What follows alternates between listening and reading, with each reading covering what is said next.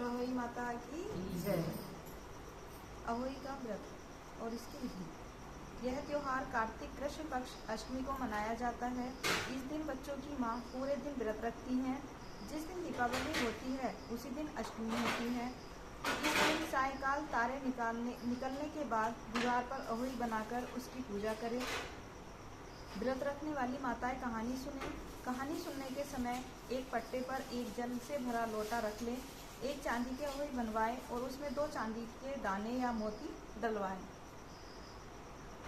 फिर अहोई को रोली, चावल, दूध, भात से पूजा करें।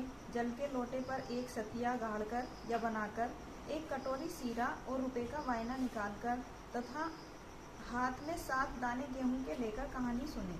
फिर अहोई को गले में पहन लें। जो वायना निकाला था उसे सासू जी के पांव लगकर दे दें। दीपावली के बाद किसी अच्छे दिन अहोई गले से उतारकर जितने बेटे हो गए उतनी बार और जितने बेटों का विवाह हुआ हो उतनी बार 2 चांदी के दाने उस अहोई में डालती जावे। जब अहोई उतारे उसका गुड़ से भोग लगाकर और जल के छींटे देवे। चंद्रमा को अर्घ्य देकर भोजन करें। इस दिन ब्राह्मणों को पेठा दान अवश्य देना चाहिए। यह व्रत छोटे बच्चों के कल्याण के लिए किया जाता है। अहोई देवी के चित्र के साथ साथ से ही और बच्चों के चित्र भी बनावे और पूजा करें या उनके नाम लिखें। अहोई व्रत की कथा बहुत पुराने समय की बात है। भारतवर्ष के दतिया नामक नगर में चंद्रभान नाम का एक साहूकार रहता था। उसकी पत्नी का नाम चंद्रिका था।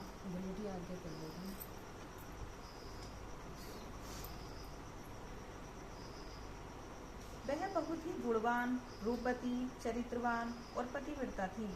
उसके कई पुत्र और पुत्रियां हुई, परंतु वे सबकी सब छोटी उम्र में यमलोक पर चले गए। संतान के इस प्रकार मर जाने से वे दोनों बहुत दुखी रहते थे। वे पति पत्नी मन ही मन सोचा करते थे कि हमारे मरने के बाद इस वैभव का कौन अधिकारी होगा। एक दिन उन दोनों ने निश्चय किया कि सब धन दौलत को त्याग कर जंगल में निवास किया जाए। ऐसा निश्चय कर दूसरे दिन ही दोनों सब घर आदि भगवान के भरोसे छोड़कर जंगल को चल दिए। चलते चलते जब दोनों थक जाते हैं तब बैठ जाते थे, फिर चलने लगते। इस प्रकार चलकर वे दोनों बद्रिका आश्रम के समीप एक शीतल कुंड के पास पहुँचे। वहाँ पहुँचकर दोनों मरने का निश्चय करके अन्न जल त्याग कर बैठ गए। इस प्रकार बैठे बैठे उन्हें 7 दिन हो गए। 7वें दिन आकाशवाणी हुई कि तुम लोग अपने प्राण मत त्यागो, यह दुख तुम्हें पूर्व जन्म के पापों के कारण मिला है।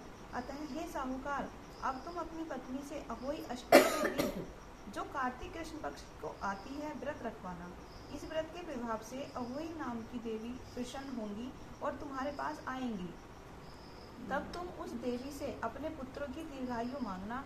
व्रत के दिन रात्रि को तुम राधा कुंड में स्नान करना।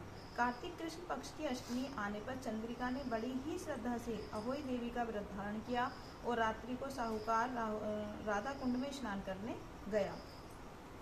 साहूकार जब स्नान करके लौट रहा था तो रास्ते में अहोई देवी ने उसे दर्शन दिया और बोली, साहूकार मैं तुमसे बहुत खुश हूँ, तुम मुझसे कुछ भी वरदान मांग सकते हो।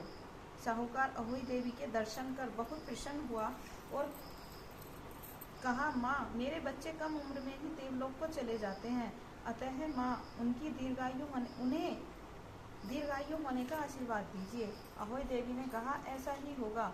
इतना कहकर अहोई देवी अंतर ध्यान हो गई। कुछ दिन के बाद साहूकार के एक पुत्र पैदा हुआ जो बड़ा होने पर विद्वान, बलशाली, प्रतापी और आयुष्मान हुआ। यदि किसी स्त्री के बेटा हुआ हो या बेटे का विवाह हुआ हो तो अहोई व्रत की समाप्ति का उत्सव करें। एक थाली में 7 जगह 4-4 पूड़ी और थोड़ा थोड़ा सीरा रखें। इसके अलावा एक साड़ी और एक ब्लाउज 1 रुपये के साथ थाली रखकर और थाली के चारों ओर हाथ फेरकर अपनी सासू जी के पांव लगकर उन्हें दे। सासू जी साड़ी और ब्लाउज अपने पास रख ले। सीरा पूड़ी का वायना बांट देवे। यदि लड़की कहीं अन्य जगह हो तो उसके लिए वायना वहीं भेज देना चाहिए। बोलो अहोई माता की जय। जिस तरह अहोई माता ने चंद्रिका के बेटे को और साहूकार के बेटे को दीर्घायु दी, इसी तरह अहोई माता हम सबके बेटों को दीर्घायु दे। इसी कामना से हम इस व्रत को पूरा करते हैं। बोलो अहोई माता की जय। मेरा फोन